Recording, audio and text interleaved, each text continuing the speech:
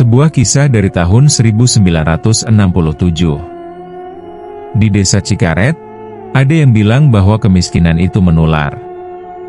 Tapi Lisna tidak pernah percaya itu, sampai ia menyadari bahwa yang sebenarnya menular bukan kemiskinannya, melainkan cara orang memandang kemiskinan orang lain. Lisna 21 tahun waktu ia menikah. Wajahnya tidak cantik dengan cara yang membuat orang berhenti dan menatap di jalan. Tapi ada sesuatu di matanya yang membuat orang ingin bicara lebih lama. Mata yang terlihat sedang mendengarkan, bahkan sebelum kamu selesai berbicara. Ia anak sulung dari pasangan Mang Ujang dan Bei Romlah, dua orang yang kalau dilihat dari luar terlihat seperti pasangan desa biasa. Tapi kalau kamu tinggal cukup lama di dekat mereka, kamu akan mulai merasakan sesuatu yang tidak beres, seperti bau makanan yang hampir basi, belum busuk, tapi sudah tidak menyenangkan. Mang Ujang, bapaknya, adalah lelaki yang tidak pernah dalam hidupnya merasa cukup. Bukan karena hidupnya sangat kekurangan, tapi karena matanya selalu tertuju ke yang lebih. Tetangga beli sapi, ia berdecak. Keponakan dapat sawah warisan, ia mendengus. Setiap kabar baik orang lain ia terima bukan dengan ikut senang, melainkan dengan semacam rasa sakit yang ia simpan di balik diam-diamnya. Kepada Lisna ia jarang bicara panjang. Lebih sering perintah, lebih sering komentar yang terasa seperti tamparan halus, dan lebih sering diam yang lebih berbicara dari kata-kata manapun. Bei Romlah berbeda, tapi tidak lebih baik. Ia pandai bicara, terlalu pandai. Kata-katanya selalu dibungkus sesuatu yang terdengar seperti kepedulian. Tapi kalau kamu kupas lapisan atasnya, yang ada di dalamnya adalah kepentingan. Ibu cuma mau yang terbaik buat kamu, Lis. Itu kalimat pembuka favoritnya, sebelum ia menyampaikan sesuatu yang sesungguhnya sama sekali bukan tentang yang terbaik untuk Lisna. Dan keduanya, sejak bertahun-tahun sebelum Lisna menikah, punya satu kebiasaan yang mereka sembunyikan seperti menyembunyikan luka di balik baju lengan panjang. Mereka pergi ke Dukun Darto. Dukun Darto tinggal di ujung desa yang bahkan siang hari pun terasa sedikit lebih gelap dari tempat lain. Orang-orang berbisik tentangnya, tentang bagaimana beberapa keluarga yang datang untuk pesugihan, justru hidupnya makin tidak keruan. Tapi Mang Ujang dan Bei Romlah tidak mendengar bisikan itu. Atau mungkin mereka memilih tidak mendengar, karena mendengar berarti harus berhenti. Dan berhenti berarti mengakui bahwa mereka sudah terlanjur terlalu dalam. Hutang mereka kepada Darto dimulai 7 juta rupiah. Jumlah yang besar, sangat besar untuk ukuran desa di tahun 60-an. Tapi Darto tidak menagih dengan cara biasa. Ia membiarkan hutang itu mengendap, membiarkan bunganya bekerja diam-diam seperti rayap di balik dinding, sampai suatu hari kamu menyadari dinding rumahmu sudah tidak solid lagi.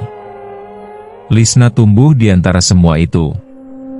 Ia tidak tahu angka-angkanya, tapi ia tahu adanya sesuatu yang tidak beres sejak ia masih cukup kecil untuk diajak tidur sebelum pukul 8. Percakapan yang sengaja dipelankan. Ibu yang kadang pergi ke arah ujung desa di sore hari dan pulang dengan wajah yang berbeda. Bapak yang sesekali pulang dari pertemuan dengan muka tegang dan tidak mau makan malam. Anak-anak selalu tahu. Bahkan ketika orang dewasa sangat yakin bahwa mereka berhasil menyembunyikan. Lisna pertama kali benar-benar memperhatikan Dadan pada suatu sore di dekat parit irigasi. Saat itu Dadan sedang membantu nenek Aisyah, perempuan 70 tahun yang tinggal sendiri di ujung gang, membawa 2 ember air yang terlalu berat untuk tubuh tuanya. Tanpa diminta. Tanpa mencari perhatian siapapun. Ia lakukan itu sambil bercakap-cakap dengan nenek itu, tertawa kecil pada sesuatu yang nenek itu katakan, seolah membawa ember bukan sesuatu yang ia korbankan melainkan sesuatu yang memang ingin ia lakukan. Lisna berdiri agak jauh, tidak sengaja menyaksikan. Ada yang bergerak di dadanya waktu itu, sesuatu yang belum pernah ia kenali sebelumnya. Bukan sekadar kagum. Lebih seperti, haus yang baru disadari setelah lama tidak minum. Perkenalan mereka tidak dramatis. Suatu pagi di pasar, keranjang belanjaan Lisna jatuh, isinya berhamburan. Dadan yang kebetulan lewat langsung berjongkok membantu memungut, menyerahkan keranjang kembali, berkata, "Sama-sama," sebelum Lisna sempat berterima kasih, lalu pergi begitu saja. Tapi tangan itu, tangan yang menyerahkan keranjang. Kasar karena kerja keras, tapi gerakannya hati-hati. Seperti orang yang terbiasa memperlakukan sesuatu dengan hormat, bahkan benda orang lain yang tidak sengaja jatuh di jalan tanah pasar. Lisna masih ingat tangan itu bahkan setelah Dadan lama pergi.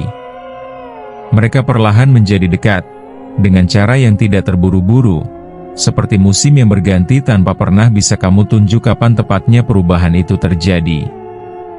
Dadan tidak banyak bicara, tapi setiap kata yang ia keluarkan terasa sudah ditimbang sebelumnya. Lisna yang terbiasa dengan kata-kata yang menyakitkan di rumah orang tuanya menemukan bahwa mendengar Dadan berbicara adalah semacam istirahat. Suatu sore mereka duduk di pematang sawah. Langit berwarna jingga kemerahan, angin membawa aroma tanah basah. "Kamu gak takut?" tanya Dadan tiba-tiba, memandang lurus ke arah sawah. "Nikah sama orang yang gak punya apa-apa. Bukan rayuan. Bukan juga merendah berlebihan. Murni pertanyaan, dari seseorang yang sungguh-sungguh ingin tahu." Lisna menoleh, memandang profil wajahnya.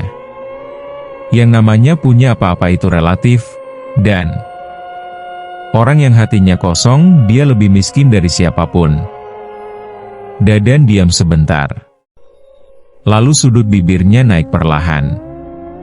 "Kamu pintar." "Bapak ibu aku yang gak pintar," kata Lisna, dan ada suaranya berubah sedikit di sana. Ada sesuatu yang tertahan. Dadan tidak bertanya lebih lanjut. Ia mengerti ada hal-hal yang belum siap diceritakan, dan ia tidak akan memaksa. Itulah yang Lisna paling suka dari Dadan, ia tidak pernah memaksa.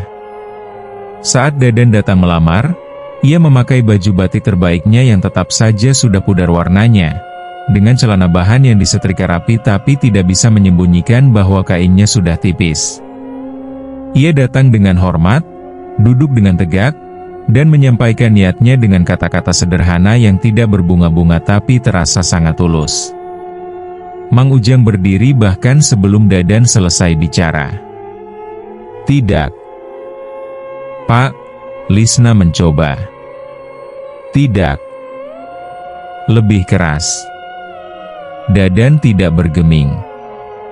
Ia menatap Mang Ujang, bukan menantang, bukan menunduk, hanya memandang dengan cara lelaki yang sudah memutuskan sesuatu dan tahu alasannya. "Saya tahu saya miskin, Pak. Saya gak bisa janjiin kekayaan. Tapi saya janji, selama saya masih hidup, Lisna akan saya jaga. Saya akan kerja keras, cari nafkah yang halal. Dan saya akan perlakukan Lisna dengan hormat sampai kapanpun. Keluar dari rumah saya." Bi Romlah tidak berkata apa-apa. Duduk dengan mata ke bawah, bukan karena setuju, tapi karena terlalu pengecut untuk memilih salah satu sisi. Lisna berdiri. Kalau Dadan keluar, Lisna ikut keluar. Pernikahan itu akhirnya terjadi. Setelah seminggu Lisna tidak makan dengan benar, setelah beberapa tetangga yang dihormati datang sebagai penengah, setelah Bi Romlah yang sesungguhnya lebih lunak akhirnya menyerah meski dengan syarat-syarat yang tidak masuk akal tentang hantaran dan prosesi yang Dadan tidak mampu penuhi sepenuhnya. Mang Ujang tidak hadir di akad nikah putrinya. Ia duduk di beranda, membelakangi arah di mana ijab kabul diucapkan, berpura-pura tidak mendengar. Tapi Lisna mendengar. Ia mendengar suara Dadan mengucapkan ijab dengan nada yang tidak gemetar sedikit pun. "Saya terima nikahnya Lisna binti Ujang," dan air mata mengalir di pipinya bukan karena sedih, melainkan karena seseorang di dunia ini akhirnya memilih dia dengan sungguh-sungguh. Di tengah upacara sederhana itu, Di antara beberapa tetangga yang hadir dan Bei Romlah yang duduk dengan wajah yang tidak pernah benar-benar tersenyum, Lisna merasa menjadi orang paling kaya di ruangan itu. Rumah Dadan, rumah mereka sekarang, adalah bangunan kecil berdinding campuran bilik bambu dan bata yang tidak selesai diplester. Lantainya tanah yang sudah dipadatkan, dilapisi tikar pandan yang sudah menguning di tepinya. Di musim hujan, atapnya bocor di 3 titik, dan Dadan selalu menyiapkan ember-ember di tempat yang sama setiap kali langit mendung. Tapi Lisna mencintai rumah itu. Ia cat sendiri dinding dalamnya dengan kapur yang dibeli sedikit demi sedikit dari uang yang ia sisihkan. Ia tanam bunga kamboja di pot tanah liat di depan pintu. Ia jahit gorden tipis untuk jendela dari kain perca yang dikumpulkan. Ia susun batu-batu kecil di jalan setapak menuju pintu supaya tidak becek kalau hujan. "Kamu ngapain capek-capek gitu?" tanya Dadan suatu malam, melihat istrinya masih sibuk menata dira kayu buatan tangannya sendiri. "Biar bagus." "Sudah bagus."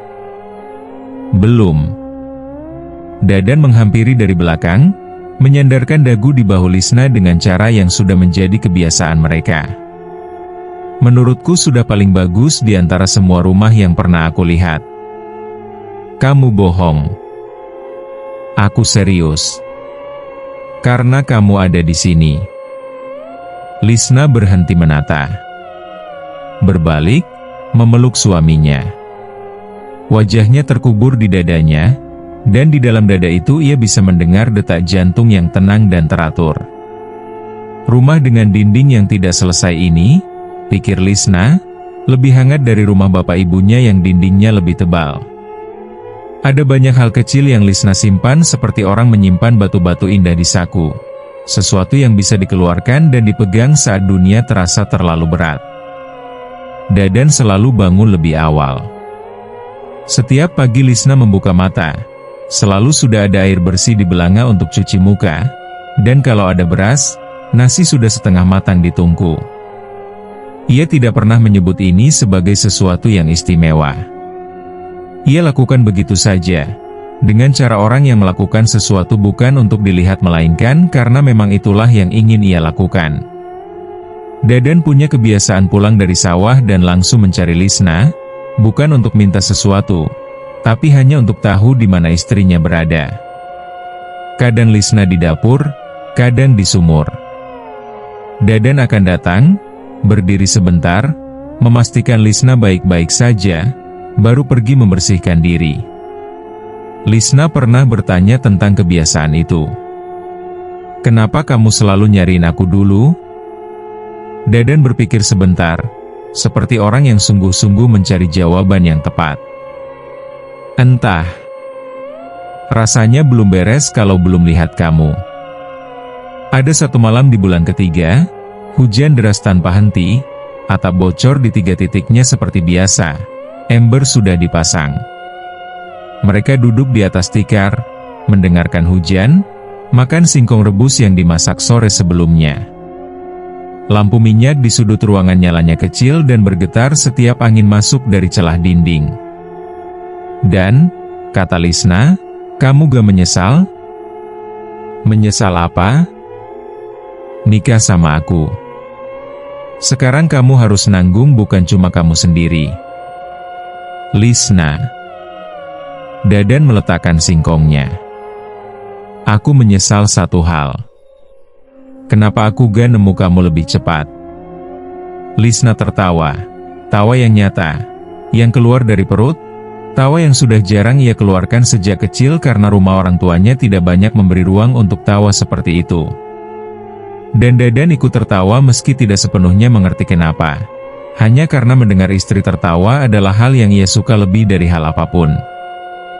Di luar hujan terus. Di dalam, 2 orang itu duduk di rumah bocor dengan singkong rebus dan lampu yang hampir padam. Dan tidak satupun dari mereka yang ingin berada di tempat lain. Di bulan ke-8, Lisna sakit demam 3 hari. Dadan tidak pergi ke sawah. Ia duduk di samping istrinya, mengganti kain basah di dahi setiap beberapa menit, membuatkan air jahe dengan jahe yang ia parut sendiri, bercerita tentang hal-hal kecil di desa supaya Lisna tidak bosan terbaring. Kamu gak perlu nungguin aku terus, dan pergi ke sawah. Nanti rugi.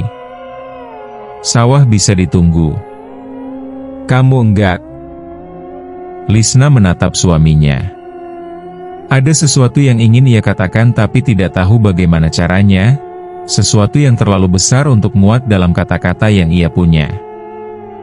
Tapi di antara semua kebahagiaan kecil itu, selalu ada bayangan.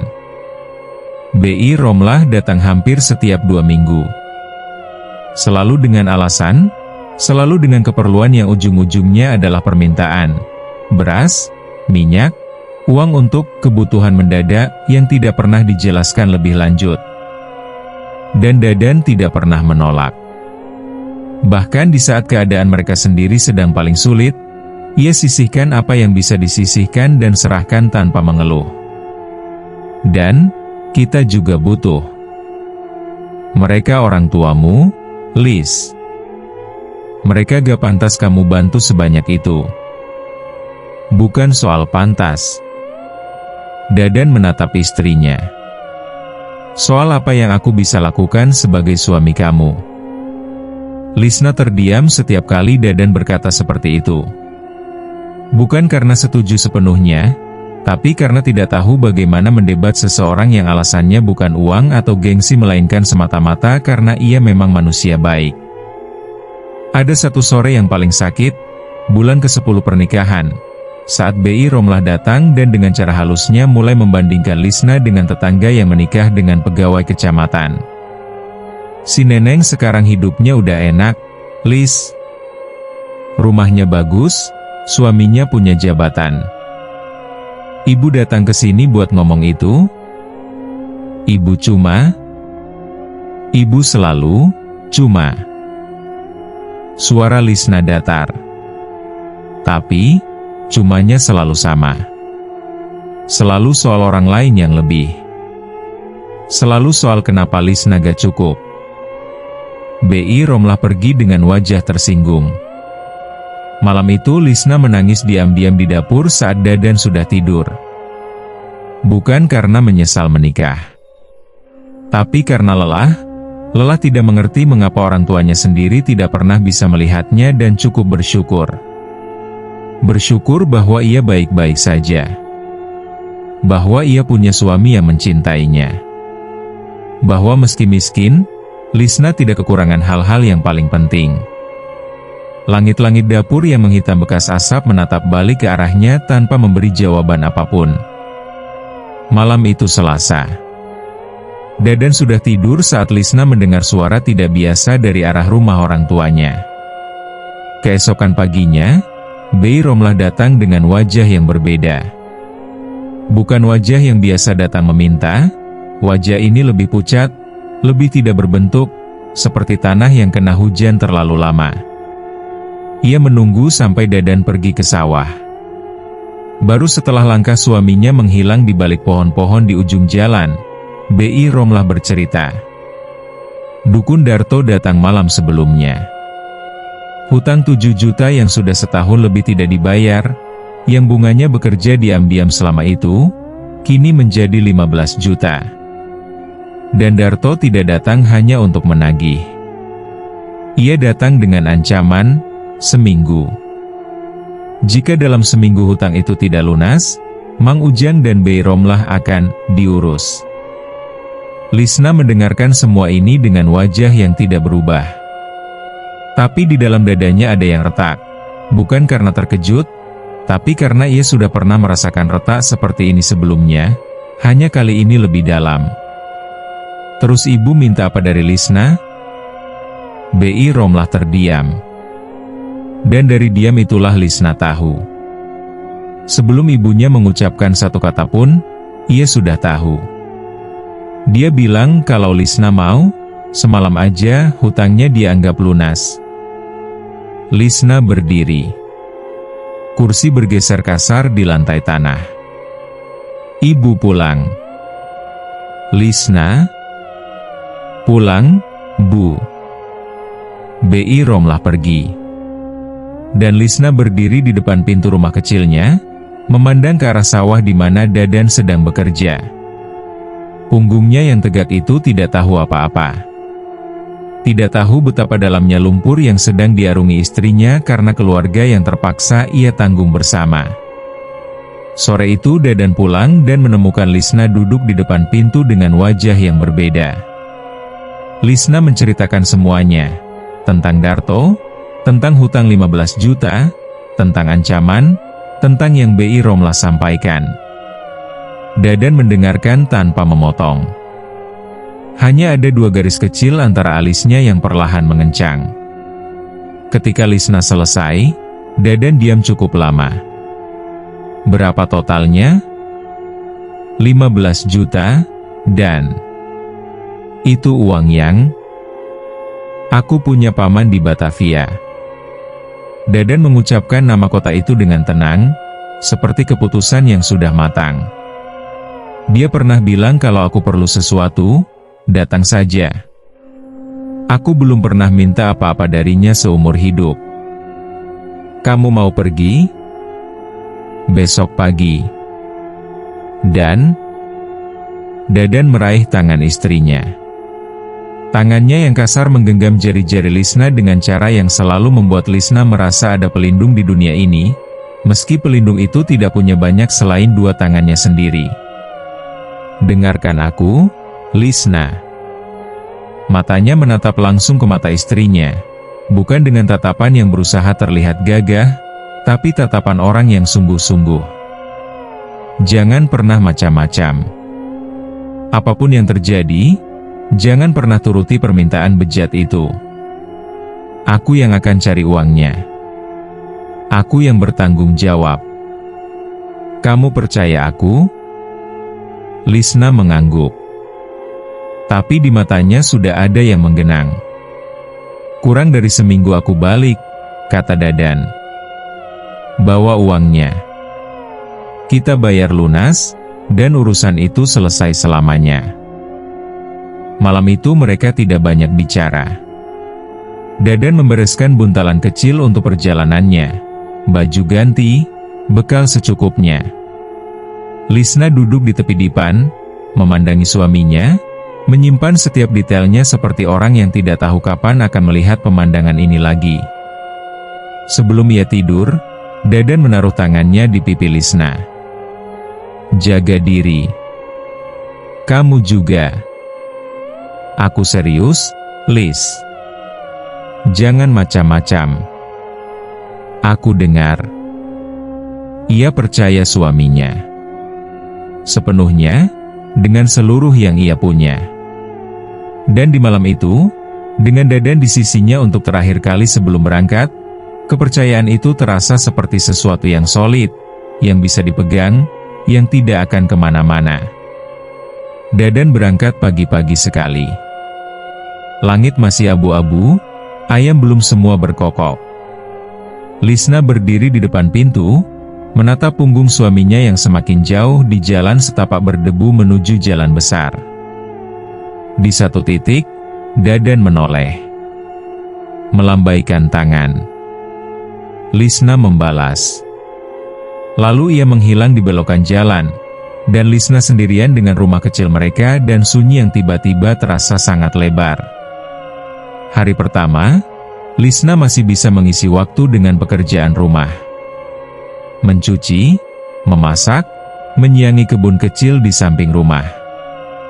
Hari kedua, Bi Romlah datang. Bukan untuk menghibur, tapi untuk mengingatkan bahwa seminggu itu tidak lama. Bahwa Darto orangnya tidak main-main. Bahwa, kamu tahu sendiri kan apa yang bisa terjadi kalau sampai gak terbayar. Lisna mengusir ibunya dengan lebih cepat dari biasanya. Hari ketiga, Mang Ujang, yang belum pernah datang ke rumah Lisna sejak pernikahan, datang sendiri. Ia duduk di kursi kayu yang Dadan buat sendiri dari kayu sisa, duduk di rumah yang ia tolak hadir di hari pernikahannya, dan ia berkata hal yang pertama keluar dari mulutnya adalah bukan menanyakan keadaan Lisna, bukan bertanya tentang Dadan, melainkan, Kamu tahu kan ini semua gara-gara kamu nikah sama orang miskin. Kalau kamu dulu nurut sama bapak, gak akan ada urusan kayak gini. Lisna menatap bapaknya lama. Bapak keluar. Lisna, keluar dari rumah aku, Pak. Mang Ujang keluar. Dan Lisna berdiri di tengah ruangan, dengan seluruh tubuhnya gemetar, bukan karena marah, tapi karena sesuatu yang lebih dalam dan lebih melelahkan dari sekadar marah. Semacam berduka. Berduka atas orang tua yang masih hidup tapi sudah lama tidak hadir dengan cara yang sebenarnya. Hari keempat, kelima, keenam, berlalu dengan Lisna terus menunggu. Ia berdiri di depan pintu setiap sore, menatap jalan yang Dadan lewati waktu ia pergi. Jalan itu selalu kosong. Malam Jumat tiba. Bukan besok lagi, malam ini. Malam yang Darto tetapkan sebagai batas. Lisna duduk di atas tikar, lutut dirapatkan, tangan menggenggam tepi kain bajunya sampai buku jarinya memutih. Di luar angin bertiup, daun-daun kering bergeser di halaman. Lampu minyak menerangi ruangan dengan cahaya oranye yang bergoyang. Dadan belum datang. Jam terus berjalan. Dadan belum datang. Di kepala Lisna, ia coba bertahan dengan kepercayaan yang semalam sebelum keberangkatan suaminya terasa begitu solid itu. Ia percaya Dadan. Dadan tidak akan ingkar janji. Dadan pasti dalam perjalanan pulang sekarang. Mungkin terlambat di jalan. Mungkin sebentar lagi. Tapi kemudian suara ketukan di pintu. Lisna membeku. Suara itu lagi, lebih keras. Lisna tidak bergerak. Lisna, aku tahu kamu di dalam. Suara Darto dari balik pintu. Rendah, tenang, tapi ada sesuatu di dalamnya yang membuat kulit Lisna merinding. Seminggu sudah lewat. Uang gak ada. Kamu tahu apa artinya itu? Keheningan. Orang tuamu malam ini menunggumu di rumah mereka, Lisna. Kalau kamu gak mau terjadi apa-apa sama mereka, kamu tahu apa yang harus kamu lakukan. Lisna menutup matanya. Di belakang matanya yang tertutup itu, ia lihat Dadan melambaikan tangan di belokan jalan pagi-pagi sekali. Ia dengar suara Dadan, "Jangan macam-macam, aku yang bertanggung jawab." Ia rasakan tangan kasar itu menggenggam jarinya. "Dadan, di mana kamu?" Tapi pintu itu masih ada. Dan di baliknya, suara Darto masih menunggu. Dan di rumah orang tuanya yang tidak jauh dari sini, Bey Romlah dan Mang Uja menunggu juga, dua orang yang dalam segala kekurangan dan keserakahan mereka, tetaplah dua orang yang melahirkan dan membesarkannya. Air mata pertama jatuh tanpa suara. Lalu yang kedua. Lisna berdiri. Kakinya terasa bukan miliknya. Tangannya mendorong pintu. Rumah Darto di malam itu gelap di luar tapi terang di dalam dengan cara yang tidak menyenangkan. Cahaya yang terlalu kuning, dari lampu-lampu yang dipasang terlalu banyak seolah untuk mengimbangi kegelapan yang ada di tempat lain di rumah itu. Darto membukakan pintu sendiri. Lelaki itu tidak muda, tidak tua, usianya sulit ditebak, wajahnya punya garis-garis yang bisa saja dari umur atau bisa saja dari hal lain. Ia memandang Lisna dengan senyum yang tidak pernah menyentuh matanya. "Lisna," katanya, seperti menyebut nama seseorang yang sudah lama ditunggu. "Masuk." Lisna masuk. Kaki bergerak, tapi hatinya berdiri di tempat, di depan pintu rumah kecilnya, menunggu Dadan. "Duduk." Lisna duduk di kursi yang ditunjuk. Ruangan ini berbau dupa dan sesuatu yang lebih tua, lebih tengik, yang tidak bisa ia identifikasi. "Kamu sudah dewasa, Lisna," kata Darto, Duduk di kursi di seberangnya. Seperti ini adalah percakapan biasa. "Kamu tahu kenapa kamu di sini?" "Saya mau orang tua saya aman." Suara Lisna keluar lebih datar dari yang ia duga. "Dan mereka akan aman." Darto mengangguk. "Hutang lunas malam ini. Besok pagi mereka bangun dengan tenang. Semua beres. Setelah ini selesai. Bapak gak akan ganggu keluarga saya lagi." "Tentu saja." Senyum itu lagi, tipis, tidak sampai ke mata. Lisna menunduk. Air matanya jatuh ke lantai. Tidak sesenggukan, tidak dramatis. Hanya mengalir, seperti sesuatu yang sudah tidak bisa ditahan lagi. Darto berdiri. Menghampiri. "Bagus. Kamu anak yang berbakti, Lisna. Jangan takut, karena tidak akan sakit. Ayo, kita langsung." "Diam." Suara Lisna kecil tapi keras dengan cara yang berbeda. "Jangan bilang apa-apa lagi." Darto terdiam sebentar. Lalu tertawa kecil, tawa orang yang merasa sudah menang. Dan malam itu, Lisna, perempuan 22 tahun yang setahun lalu menikah di hari di mana bapaknya membelakangi arah akad, menelan segalanya. Menelan tangisnya. Menelan harga dirinya. Menelan nama suaminya yang terus ia ulang di dalam kepala seperti mantra. Dadan, Dadan, Dadan, supaya ada sesuatu yang ia pegang sementara segalanya direnggut. Pukul 3 pagi. Langit hitam tidak berbintang. Lisna keluar dari rumah Darto dengan kaki yang tidak sepenuhnya terasa miliknya. Baju yang sudah dirapikan kembali, tapi ada sesuatu yang tidak bisa dirapikan dengan tangan. Ada sesuatu yang sudah tidak akan pernah kembali ke tempatnya. Ia melangkah di jalan tanah yang gelap, 1 langkah, 2 langkah, menuju rumahnya. Menuju rumah yang ada gorden jahitan tangannya di jendela, ada batu-batu kecil di jalan setapak, ada pot kamboja di depan pintu. Dan kemudian ia melihat sosok itu. Di kegelapan jalan depan rumah Darto, ada seseorang berdiri. Buntalan di tangannya. Baju perjalanan. Wajah yang sudah sangat ia kenal, dengan 2 garis kecil di antara alisnya yang sekarang tidak mengencang, melainkan sudah luluh menjadi sesuatu yang lain. Sesuatu yang jauh lebih menyakitkan dari marah. Dadan. Ia sudah di sana. Entah sudah berapa lama. Lisna berhenti. Keduanya saling menatap di jalan yang gelap itu. 1 orang baru keluar, 1 orang baru tiba, dan jarak 7 langkah di antara mereka tiba-tiba terasa seperti lautan. Dan, suara Lisna pecah. Dadan tidak bergerak. Wajahnya tidak menunjukkan kemarahan, itu yang paling menyakitkan. Kalau ia marah, Lisna bisa bertahan. Tapi wajah itu, wajah seseorang yang dadanya baru saja ditembus sesuatu dan masih dalam keadaan tidak percaya bahwa itu sudah terjadi, itu yang membuat lutut Lisna nyaris tidak mampu menahan beratnya sendiri.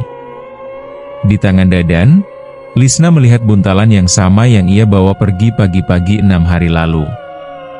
Di dalamnya, ia tahu, ada uang 17 juta rupiah yang Dadan kumpulkan dengan meminjam dari pamannya, bekerja siang malam selama 6 hari penuh, naik turun kendaraan dari Batavia kembali ke desa, berlomba dengan waktu supaya tiba sebelum tengah malam. Ia tiba tepat waktu. Hanya saja tepat waktu untuk melihat hal yang tidak seharusnya ia lihat. Mereka duduk di dalam rumah, di tikar yang sama, di bawah lampu yang sama. Tapi malam ini tidak ada singkong rebus, tidak ada suara hujan yang membuat keheningan terasa nyaman. Hanya diam yang berbeda, diam yang berat, yang terasa memenuhi setiap sudut ruangan sampai hampir tidak ada udara. Lisna menceritakan segalanya.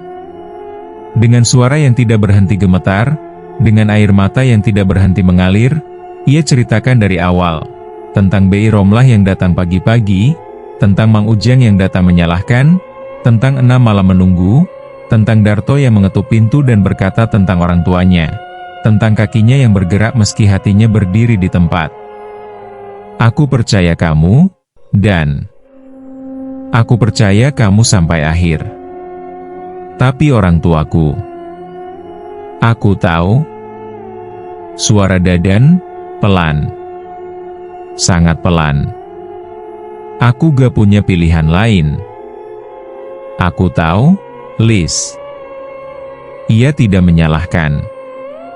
Itu yang paling Lisna tidak tahan. Kalau Dadan memarahinya, kalau ia berdiri dan berteriak dan mengeluarkan semua yang ada di dadanya, mungkin itu lebih mudah. Tapi Dadan duduk di sana, memandang lantai tanah, dan tidak menyalahkan. Karena Dadan memang selalu mengerti. Bahkan ketika mengerti itu menyakitinya. Aku sudah bawa uangnya, Lis. Dadan meletakkan buntalan di antara mereka. 17 juta. Lebih dari cukup untuk bayar lunas. Lisna memandang buntalan itu. Air matanya jatuh di tikar. Sekarang uang itu. Iya. Dadan mengangguk pelan. Sekarang gak ada artinya lagi. Keheningan yang panjang. Aku minta maaf. Suara Lisna hampir tidak terdengar. Dadan tidak menjawab sebentar. Lalu, dengan suara yang sangat pelan, aku yang harusnya minta maaf. Aku yang bilang percaya aku. Aku yang bilang akan beres. Dan aku datang terlambat. Kamu tidak terlambat, dan kamu, aku terlambat. Kata itu jatuh di antara mereka dan tidak ada yang bisa memungutnya kembali. 3 hari kemudian, Dadan menyampaikan sesuatu yang sudah sama-sama mereka ketahui akan disampaikan. Hanya menunggu siapa yang berani lebih dulu mengucapkan. Lis. Ia duduk di depan istrinya. Menatap wajah yang sudah setahun menjadi hal pertama yang ia cari setiap kali pulang dari sawah. Aku gak bisa. Ia berhenti. Memulai lagi. Aku sudah coba. Aku coba malam itu. Aku coba 2 hari ini. Tapi setiap kali aku lihat kamu, yang aku lihat adalah kamu baru keluar dari pintu rumah itu. Dan aku tidak bisa. Aku tahu. Lisna memenggalnya dengan lembut. Matanya sudah kering. Bukan karena sudah tidak sedih, tapi karena ada tangis yang sudah melewati air mata dan masuk ke tempat yang lebih dalam dari itu. Aku tahu, dan aku tidak menyalahkan kamu. Aku tahu. Aku tidak marah kepada kamu. Aku tahu. Air matanya turun lagi, pelan. Tapi kamu tidak bisa melupakan. Dadan tidak menjawab. Tapi diam itu adalah jawaban. Aku mengerti, kata Lisna. Dan anehnya, itu bukan basa-basi. Ia sungguh mengerti. Karena setahun bersama Dadan mengajarinya tentang kejujuran, bahwa ada luka yang tidak bisa disembuhkan hanya dengan niat baik, bahwa ada gambar yang sudah terlanjur masuk ke kepala dan tidak bisa dihapus hanya karena kamu memaafkan orangnya. Ini bukan salahmu, kata Dadan, dan suaranya pecah untuk pertama kalinya sejak malam itu. Aku ingin kamu tahu itu. Ini bukan salahmu. Lisna mengangguk. Tapi air matanya tidak berhenti. Uang 17 jutanya, Dadan mendorong buntalan ke arah Lisna. Ambil. Untuk hidupmu ke depan. Aku gak mau. Lis. Aku gak mau, dan mereka tidak bicara lagi lama setelah itu. Hanya duduk, di tikar yang sama, di bawah lampu yang sama. Untuk terakhir kalinya, sebagai suami dan istri yang diantara mereka ada sesuatu yang sangat indah dan sekarang sangat hancur, dan keduanya sama-sama tahu bahwa yang menghancurkannya bukan salah satu dari mereka. Lisna meninggalkan rumah itu di pagi hari, dengan bawaan yang lebih sedikit dari yang ia bawa masuk setahun lalu. Ia tinggalkan gorden perca di jendela. Ia tinggalkan pot Kamboja di depan pintu. Ia tinggalkan batu-batu kecil di jalan setapak. Di depan pintu, Dadan berdiri. Tangannya tidak tahu harus diletakkan di mana. Lisna berhenti di hadapannya. Memandang wajah itu untuk terakhir kalinya sebagai istrinya. Wajah yang sudah sangat ia hafal, yang sudah ia cintai dengan cara yang tidak pernah bisa ia jelaskan dengan kata-kata yang ada. "Kamu orang baik, Dadan," katanya akhirnya. "Orang paling baik yang pernah aku kenal." Dadan menunduk. Ada yang mengalir di sudut matanya, tapi ia tidak mengusapnya. "Kamu juga, Lis?" Lisna berjalan. Tidak menoleh. Di belakangnya, ia dengar suara pintu, tapi tidak ditutup. Dadan masih berdiri di sana, ia tahu. Menatap punggungnya. Seperti ia pernah menatap punggung Dadan di belokan jalan 6 hari yang lalu. Bedanya, kali ini tidak ada lambaian tangan. B.I. Romlah menyambut Lisna dengan tangisan. Tangisan yang tidak bisa Lisna bedakan apakah itu beneran penyesalan atau relief bahwa masalah Darto sudah selesai. Mang Ujang tidak berkata apa-apa saat Lisna masuk. Ia hanya duduk di tempat biasanya, memandang ke arah lain. Tidak ada yang meminta maaf. Tidak ada yang mengatakan seharusnya kami yang menyelesaikan masalah kami sendiri. Tidak ada yang berkata betapa mahalnya yang sudah Lisna bayar demi mereka. Beberapa hari kemudian, Lisna mendengar B.I. Romlah membicarakan sesuatu kepada tetangga tentang betapa beruntungnya Lisna sudah tidak terikat lagi dengan lelaki miskin itu. Lisna berdiri di balik dinding, mendengar kalimat itu, dan untuk pertama kalinya tidak merasakan apa-apa. Bukan marah. Bukan sedih. Hanya kosong. Kekosongan yang anehnya terasa lebih lega dari semua emosi yang sudah mengisi hidupnya selama ini. Karena pada akhirnya, Lisna mengerti bahwa ada orang-orang di dunia ini yang tidak akan berubah. Bukan karena tidak bisa, tapi karena tidak pernah mau. Dan kamu tidak bisa mengubah seseorang yang tidak mau berubah. Bahkan kalau orang itu adalah orang tuamu sendiri. Bahkan kalau kamu sudah bayar harganya dengan hal yang paling mahal yang kamu punya. Di tepi sawah desa Cikaret, di rumah kecil berdinding bilik yang atapnya bocor di 3 titik, ada pot Kamboja di depan pintu yang masih berbunga. Ada gorden perca di jendela yang masih tergantung. Ada batu-batu kecil di jalan setapak yang masih tersusun rapi. Dan setiap pagi, lelaki yang tinggal di sana masih bangun lebih awal dari matahari, menyiapkan air di belanga untuk tidak ada siapapun, memasak nasi untuk dirinya sendiri, duduk di depan pintu sambil memandang jalan yang sudah lama tidak membawa siapapun yang ia tunggu. Tapi ia tidak memindahkan pot Kamboja itu. Tidak ada yang tahu kenapa. Mungkin ia sendiri tidak tahu kenapa.